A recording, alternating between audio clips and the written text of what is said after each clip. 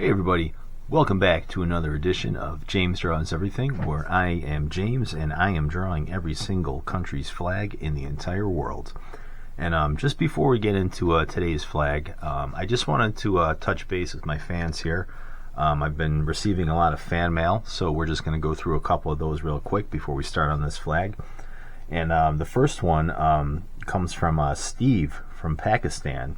It says, James, you're a terrible artist. All you do is color flags. You don't draw anything. You cannot draw at all, and your history lessons are terrible. Sincerely, Steve. Well, Steve, you're not entirely wrong. Let's go to the next one. Katerina from Belarus.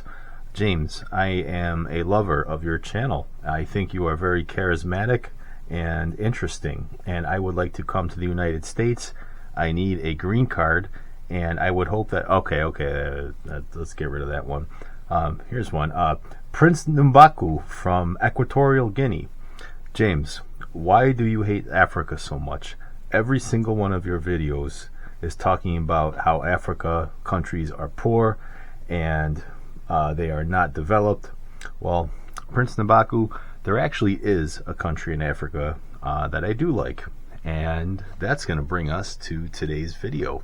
It's called Botswana. Alright, so where is Botswana? It's in the southern part of Africa. It actually borders South Africa, right down there. And so what about Botswana, James? Well, Botswana, in the 19th century, there was a lot of tribal conflict there, not really related to European influence at all. Just kind of more with like the native tribes of the area, and the Tswana tribe won out in those particular conflicts. Okay, I'm just going to kind of start on my flag here. Botswana's realizing I've been using a lot of this light blue lately, so don't know if I'm going to have all these light blue flags just on this one page here. I don't think there's too many of them in the world. So let me just outline these real quick. And yeah, Botswana's a pretty simple flag. It's just these two blue bars on the top, and it's got a white bar in the middle with a black bar in between. So let me just get that, and I'll get back to my little history lesson here.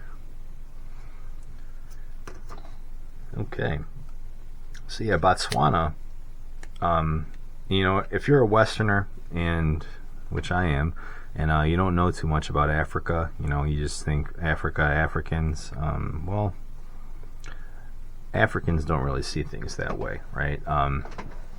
There's a lot of you know, tribal feuds and histories between them, you know, even in states that are, I guess you would call them, you know, kind of like the nation states that were built after independence, like Nigeria, right? Like Nigeria is not just Nigerians, like Nigerian is, you know, what it says as far as like your citizenship, but there's no such thing really as like a unified Nigeria, right? There's a lot of different ethnicities that live in that area. Botswana is different. So Botswana, again, it was pretty much just the Tswana people that were there. You know, after some conflict with other, you know, tribes of that area, and the British came in the Scramble period in the 19th century. They claimed some of the territory. The Botswanans, the Tswanas, they actually fought off a lot of the Afrikaner influence from South Africa and kind of kept those people out. And again, they did lose, you know, some you know, autonomy to the British. Like the British were there just as they were in South Africa. And Botswana was called, I'm probably not pronouncing this right, but Bechuanaland. And then in 1966, when pretty much all of the African countries start to gain independence, Bechuanaland was no different, and it became Botswana. And as I said before, the native people of Botswana were the Tswana. So the Tswana in Botswana means Tswana. Pretty straightforward. And Bots means land of. So Botswana means the land of the Tswana people. And Botswana has pretty much had stable governance since independence, which is not common for African countries. And I think a big reason why is because they were already a unified people before achieving independence. So they've had pretty much free and fair elections since then. They've had relatively stable government. There's not nonstop conflict and civil war. So maybe by Western standards, it would be different, like living there, but it's certainly one of the more developed and prosperous countries in Africa. And another reason for that, and actually I'm just not liking this black right here. Let me just make it a little bit fatter on the bottom. Another reason for that is Botswana never became communist. They did have communist parties, just like everywhere in the world pretty much, but they never became a communist country.